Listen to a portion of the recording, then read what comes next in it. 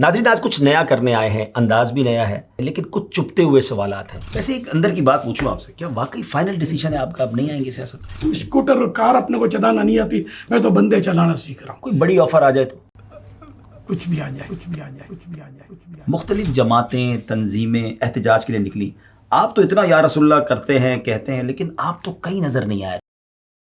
ہمیں خون کی ضرورت پڑتی ہے، ہمارے بچے کو خون کی ضرورت پڑتی ہے، تو دعوت اسلامی والے سے رابطہ کرتے ہیں، کہتے ہیں ہم خون دے نہیں سکتے۔ آپ خون لیتے ہیں، دیتے تو ہے نہیں۔ دیکھو بندہ ایک بار بکتا ہے اور میں بکا ہوا ہوں مصطفیٰ کے ہاتھوں میں۔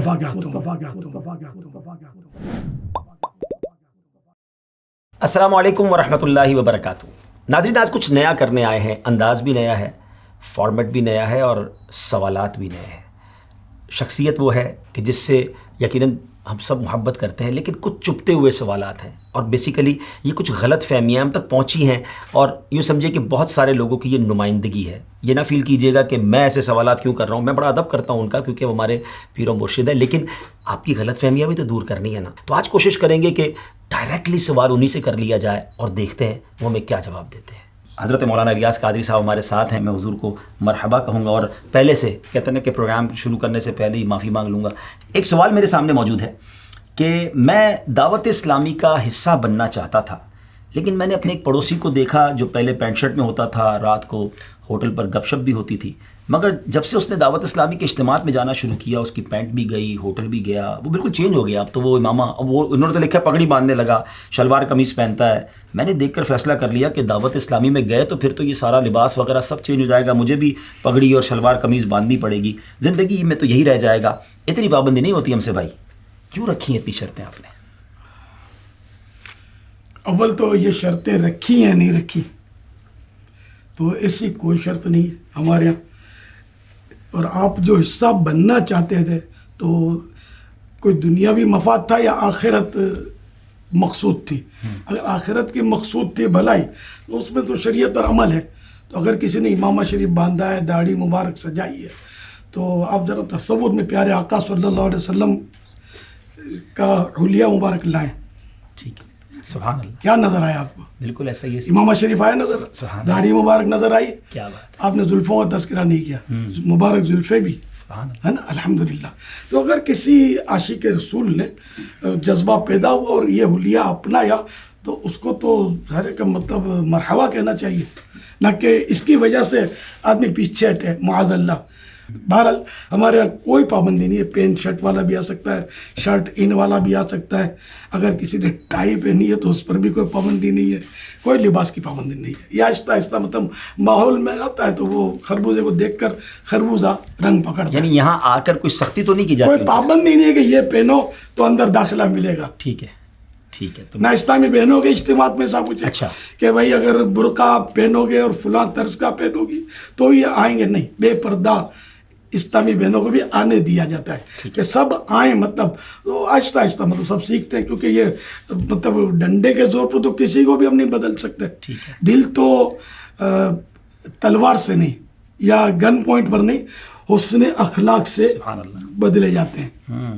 یہ آپ کی غلط فہمی ہے۔ چلیں جناب، غلط فہمی کا ازالہ ہو گیا، اور امید ہے کہ بہت سارے لوگوں کی کنفیوژن دور رہی ہوگی کہ دعوت اسلامی میں کوئی پابندی نہیں ہے، اور آپ آئیں، آپ کو ویلکم کیا جائے گا اور آپ پر کوئی سختی بھی نہیں کی جائے گی۔ اب ایک اور بڑا ہی عجیب سوال ہے کہ آپ بھی دعوت اسلامی کے بانی ہیں، نگران شورا ہیں، ہمارے چینل کے مبلغین یہ کہتے نظر آتے ہیں کہ ہم غیر سیاسی ہیں، ہمارا سیاست سے کوئی تعلق نہیں ہے، لیکن سیاست دانوں سے تو آپ کے افراد ملتے ہیں، اراکین شورا بھی ملتے ہیں، بلکہ سیاست دان بھی فیضان مدینہ آتے ہیں، تو یہ تو کچھ عجیب سا تضاد محسوس ہو رہا ہے، اس طرح کا میسج آیا ہے۔ کسی سے ملنا یہ اس کی ہر بات سے متفق ہونا ضروری نہیں ہے نا۔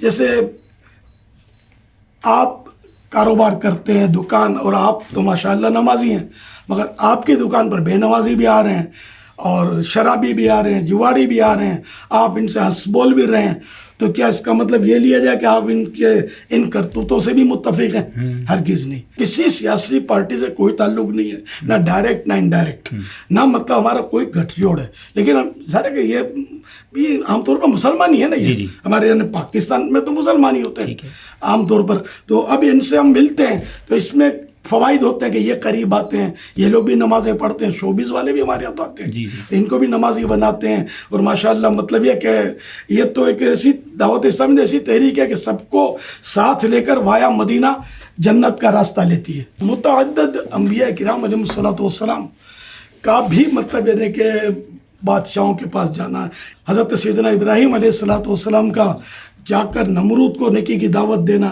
تو اس طرح کے کئی واقعات انبیاء کرام علیہ الصلوۃ والسلام کے بھی ہمیں ملتے ہیں, پھر صحابہ کرام کے بھی ملیں گے, اور اولیاء کرام بھی بادشاہوں کے درباروں میں, خلفاء کے درباروں میں جا جا کر ان صاحبان نے نیکی کی دعوت دی ہے. تو ہم بھی نیکی کی دعوت دے رہے ہیں, ہم کوئی اپنا کوئی الگ سے کام نہیں کر رہے. شریعت کے مطابق جو اجازتیں ہیں اس کے مطابق کرنے کی کوشش ہوتی ہے. آپ کو تو اس کو اپریشیٹ کرنا چاہیے, اور آپ کو تو ہمارا حصہ بن کر ان کاموں میں آگے بڑھنا چاہیے. ماشاءاللہ ماشاءاللہ, واقعی بہت سارے مسائل حل ہو سکتے ہیں اگر یہ طبقے کو بھی دین کی دعوت دی جائے اور ان کو دین کے قریب کیا جائے. جناب, آپ کے بارے میں ایک اور سوال آیا ہے کہ آپ کی ایک ویڈیو سنی ہے, وہ فرما رہے تھے کہ ہم موجودہ سیاست کا حصہ نہیں بنیں گے, لیکن جب خلفائے راشدین والی سیاست آئے گی تو سب سے پہلا سیاستدان الیاس قادری ہوگا. سوال یہ ہے کہ جب خلافت قائم ہو جائے گی تو پھر کیا سیاسی جماعت کی ضرورت ہوگی؟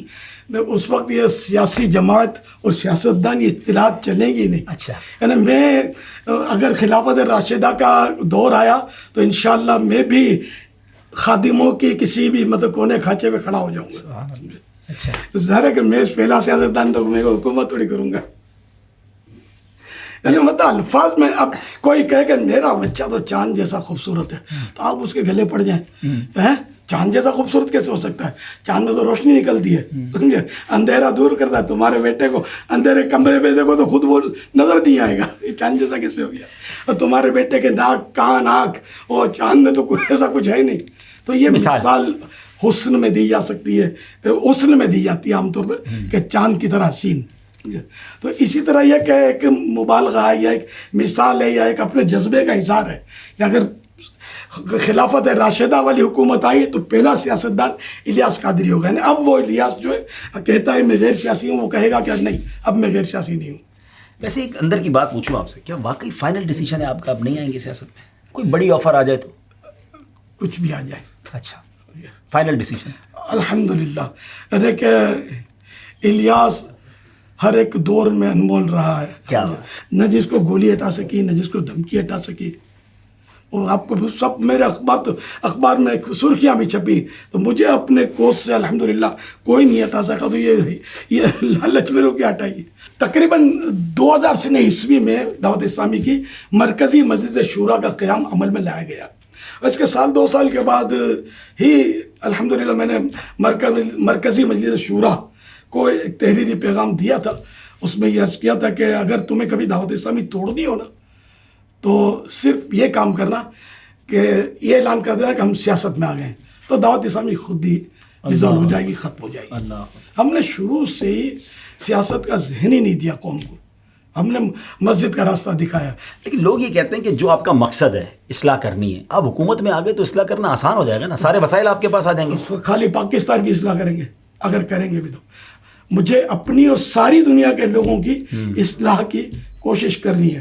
اور یہ بالکل یعنی شیخ چلی کے خواب جیسا ہے کہ ہم حکومت میں آ جائیں گے. بہت لوگ چاہنے والے ہیں آپ کے, پتہ چل جائے گا. اچھا, ایسا ہے. دیکھو بندہ ایک بار بکتا ہے, اور میں بکا ہوا ہوں مصطفیٰ کے ہاتھوں میں صلی اللہ علیہ وسلم. تو اس کریم کے ہاتھوں میں بک کر کیا میں سودا کینسل کروں گا؟ سبحان اللہ. وہ کسی شاعر نے بڑی پیاری بات کی ہے, غلام مصطفیٰ بن کر میں بک جاؤں مدینے میں, محمد نام پر سودا سر بازار ہو جائے صلی اللہ علیہ وسلم. دیکھیں پھر میں غلط فہمی دور کر دوں کہ اس کا مطلب میں یہ نہیں لینا کہ ہر سیاسی فرد جو ہے وہ برا ہی ہے, میں یہ کہہ رہا ہوں یہ نہیں سمجھنا. لیکن میں جنرل بات کر رہا ہوں, میں وہ بات کر رہا ہوں کہ آپ کو بھی سمجھ میں آ رہی ہوگی انشاءاللہ.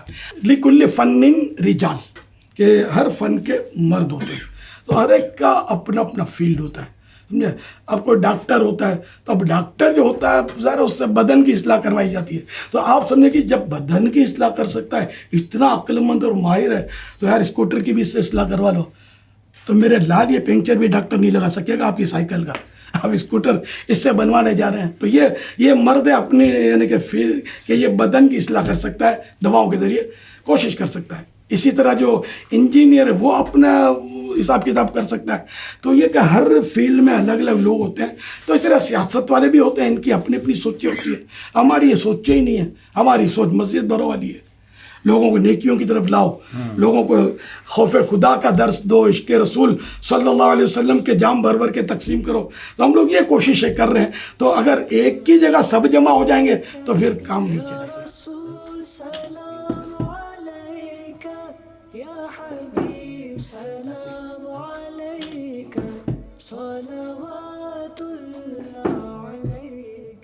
اچھا, وہ آپ کے سوال کا حصہ یہ بھی تھا کہ جب آپ لوگ نہیں آئیں گے تو معاشرے کی اصلاح کیسے ہوئی؟ تو الحمدللہ دعوت اسلامی معاشرے کی اصلاح کی کوشش تو کر رہی ہے.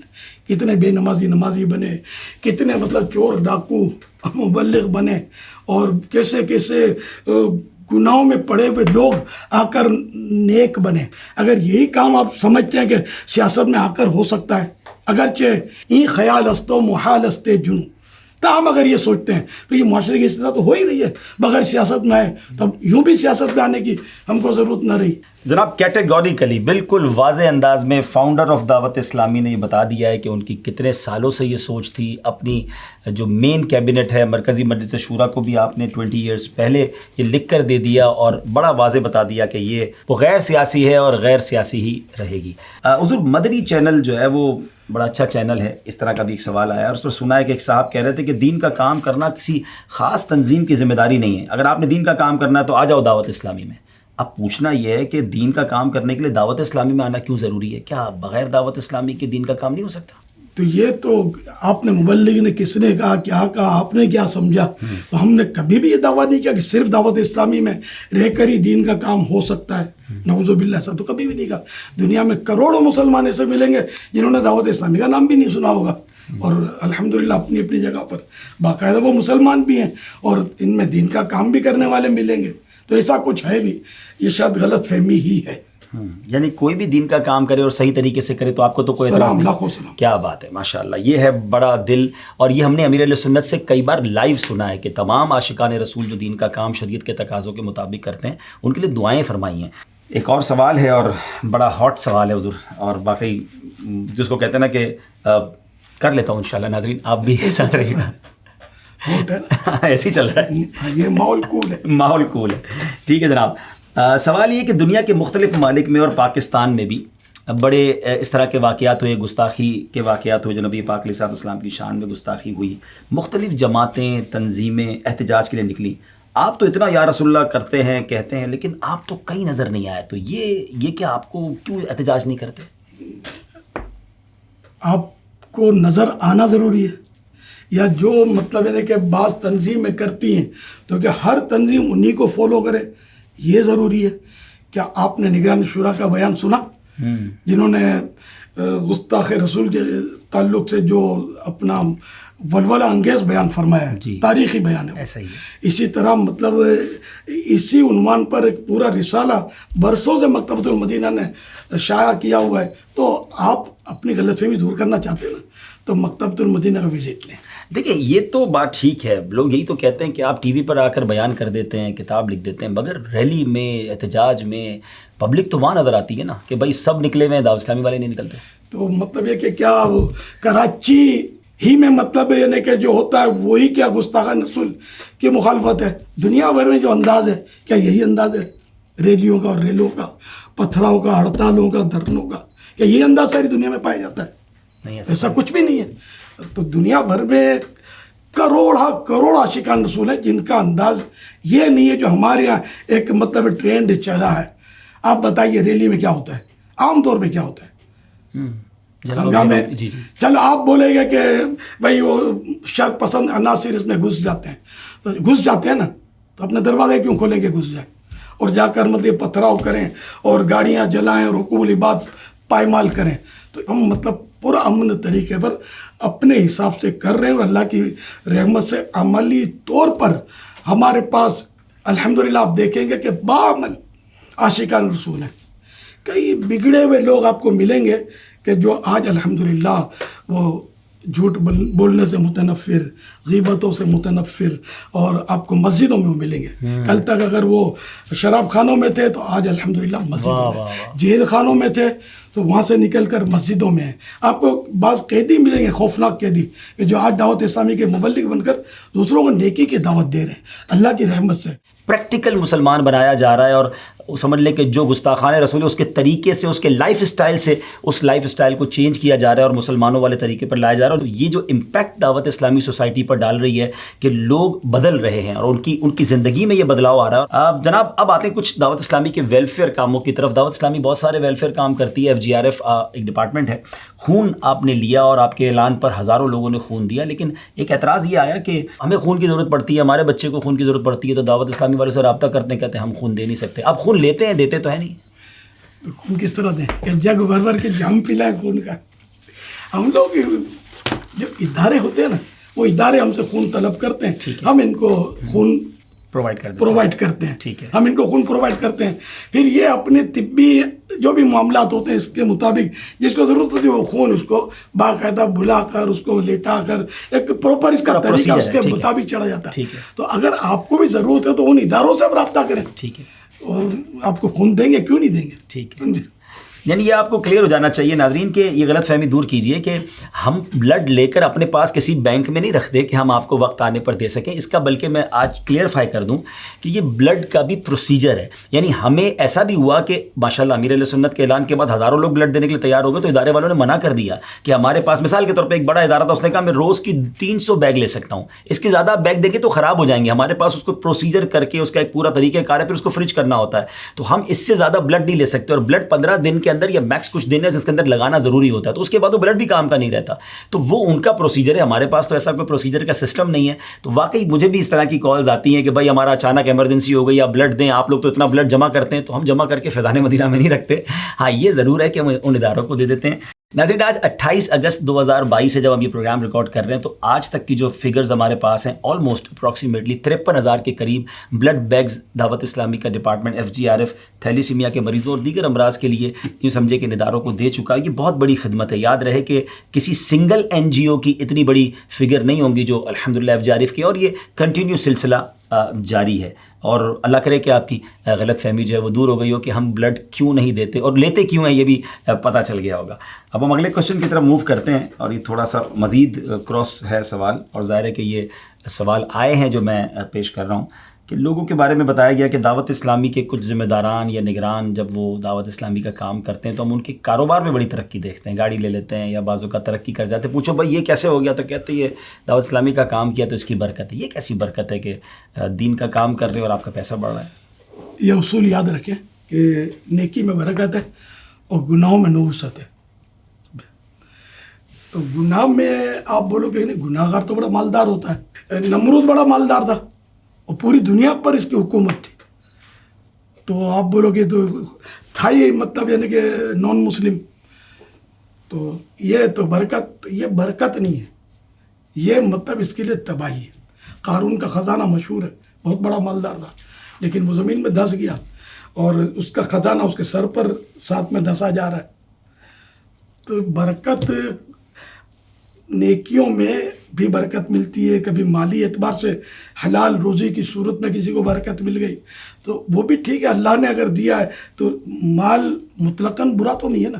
جس کا مال حلال ہے اس سے وہ زکوٰۃ ادا کرتا ہے، اس سے وہ حج کرتا ہے، عمرہ کرتا ہے، قربانیاں کرتا ہے، غریبوں کی مدد کرتا ہے، اپنا پیٹ بھرتا ہے، ماں باپ کی خدمت کرتا ہے، بال بچوں کی سیوا کرتا ہے. مال تو بڑا کام کی چیز ہے، جبکہ ہو حلال اور رضا الہی کے لیے اس کا ہو استعمال.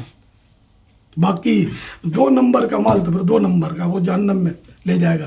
جیسے رشوت کا مال ہے یا چوری کا مال، یا مطلب یہ کہ جھوٹ بول کر دھوکہ دے کر جو کاروبار چمکاتے ہیں اپنا اور لوگوں کو دھوکہ دے کر جو مال حاصل کیا، ظاہر ہے وہ تو گناہ کے کام ہے اور یہ جہنم میں لے جانے والے کام ہیں. تو اگر کوئی مالدار ہو گیا ہے اتفاق سے تو سب تو مالدار نہیں ہوئے الحمدللہ. ویسے بھی میں تسلی کی جیسے کروں، دعوت اسلامی کا ایک پورا نیٹ ورک ہے اور ایک سسٹم بنا ہوا ہے، اور जितना भी चंदा होता है ना, चाहे 1 रुपये का चंदा भी अगर कोई भी इलाका करेगा ना, उसके लिए यही सिस्टम बना हुआ कि वो दावत इस्लामी की मालियात को जमा करवाएगा। अपनी मर्जी से उस 1 रुपये को वो इस्तेमाल नहीं कर सकता। तो अगर किसी ने कर भी लिया तो उसने एक तंजीमी कानून की खिलाफ वर्जी की, और अगर वो 10, 20, 100, 50 रुपये इस तरह कर भी गया वो, तो मालदार थोड़ी हो जाएगा। इतना तो दावत इस्लामी किसी को खाने नहीं देगी। का सिस्टम अल्हम्दुलिल्लाह सुम्मा अल्हम्दुलिल्लाह मजबूत है। आपका जब चीज़ आए आप मालूमात कर लें, पूरी मालियात बनी हुई है हमारी।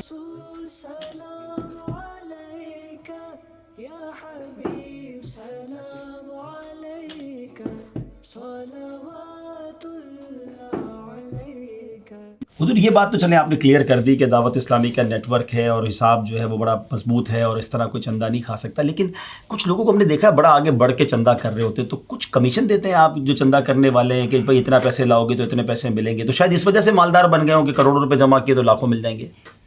नहीं, अल्हम्दुलिल्लाह ऐसा कोई सिस्टम नहीं है हमारे पास कि जो चंदा करे उसको कोई परसेंटेज मिलते हों या खाले इकट्ठी करे कुर्बानी की, तो उसको कोई ऐसा कुछ भी सिस्टम नहीं है हमारा।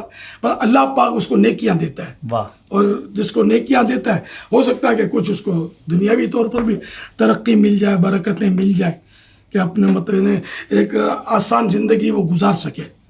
मतलब हम कुछ नहीं देते यानी आप इस तरह चंदा करने वाले को। यानी आप ये ज़हन दे रहे हैं कि किसी भी मजहबी आदमी को, मस्जिद के इमाम साहब हैं या कोई नेक आदमी है या मजहबी आदमी है, अगर उसने गाड़ी ले ली या वो हज पे जा रहा है या वो कोई उसने खर्चा किया तो उस पर बदगुमानी नहीं करनी चाहिए। ना मेरे को तो एतराज़ होता था कि तुम हर साल हज के पे कैसे पहुंच जाते हो।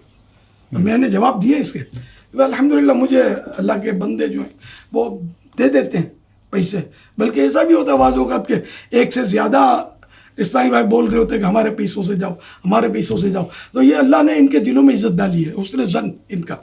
तो अल्हम्दुलिल्लाह कभी भी 1 रुपया भी, मैं तो दावत इस्लामी में मदनी चैनल पर जो बोलता हूँ या इतना जो भी अल्लाह की रहमत से, मतलब मैं दावत इस्लामी से कभी भी मैंने तनख्वाह नहीं उठाई, 1 रुपया भी नहीं। अल्हम्दुलिल्लाह दावत इस्लामी से मैंने नहीं लिया। मैं तो कई बार कह चुका हूँ, मदनी मुज़ाकरे में चाय के कप आते हैं, मैंने अब तक तो याद पड़ता है मैंने कभी दावत इस्लामी की चाय नहीं पी। अल्लाह। मैं भी चाय पीता हूँ, हमारी अपनी बनकर आती है चाय।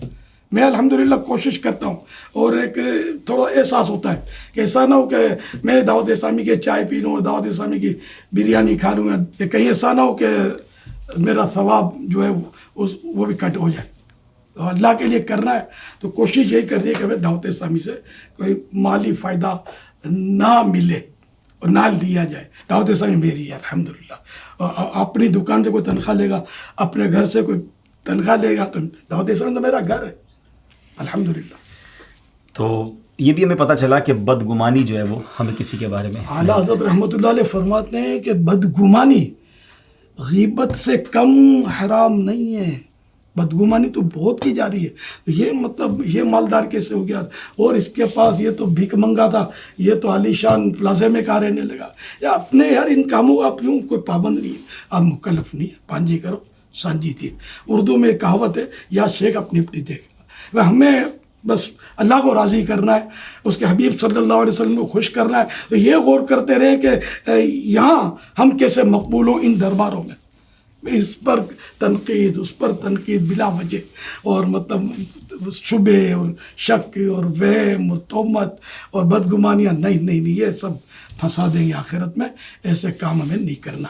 आते हैं वसवसे, आदमी टाल दे, इसको भगा दे, शैतान को नो लिफ्ट कर दे। कैसे लगे आपको जवाबात? एक बार फिर वजाहत कर दूँ, सवालात मेरे नहीं बल्कि हमें मिले थे, लेकिन जो तदब्बुर, जो नरमी और जो शफ़क़त से जवाब मिले। नॉर्मली ऐसा होता नहीं है, जब किसी पर एतराज़ किया जाए, डायरेक्ट अटैक किया जाए, तो वो बाज़ औक़ात हार्श हो जाते हैं, सख्त हो जाते हैं। मगर आपने देखा मुस्कुराहट के साथ, नरमी के साथ, शफ़क़त के साथ हमें जवाबात मिले। और अल्लाह से दुआ करता हूँ कि आपकी गलत फहमियाँ दूर हुई हों, लेकिन मुझे पता है आपके ज़हनों में कुछ और सवालात भी हैं। ऐसा कीजिए, कमेंट्स में आप भी सवालात लिख दीजिए, किसी और प्रोग्राम में आपके सवालात भी शामिल कर लेंगे। अगर कुछ और गलत फहमी है तो बताइए ना, मिल के दूर करते हैं। और अभी इसकी एक और एपिसोड बाकी है, तो अगली एपिसोड में फिर मुलाकात करते हैं, और सवालात होंगे और मौलाना इलियास कादरी साहब के जवाबात होंगे।